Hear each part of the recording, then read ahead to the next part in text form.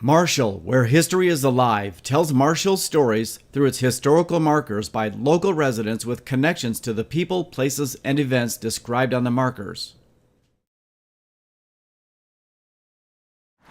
I'm Patty Parker with the Mary Marshall Chapter Daughters of the American Revolution, and we own the Governor's Mansion here in Marshall. James Wright Gordon came to town from upstate New York in 1835, and he was a part of Marshall's early history, where he was able to buy and sell a little bit of land, make a little bit of money. He was also an attorney by trade.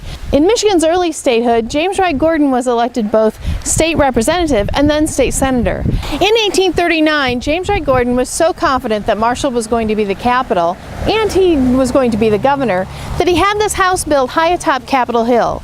These are the grounds that the city set aside to be the Capitol grounds when we were so confident that we were going to be the capital. Many people in the Marshall area were working with the people in the newly formed state of Michigan to ensure that Marshall would be that capital. It only made sense. We were the center of the state going east and west. And James Wright Gordon felt this house, high atop Capitol Hill, would be the perfect home for a governor. James Wright Gordon was running for governor of Michigan. He was considered a bit of a shoo-in. Indeed, the Whig Party was even having their convention here in Marshall that year.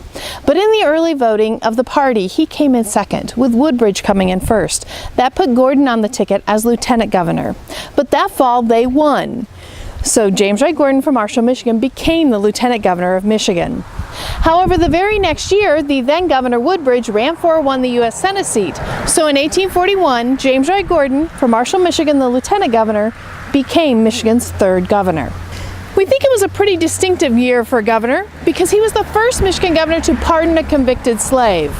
While we have no proof that he was a true abolitionist, we know that he worked with many of them. We also know that both prior to being governor and after, here in Marshall, he represented many different slave cases.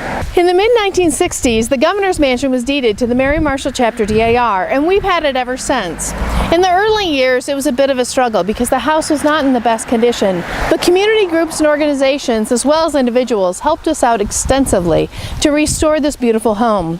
We've taken it back to the early industrial era of Marshall's history, and now I think it stands as a good testament to restoration and preservation here in our community.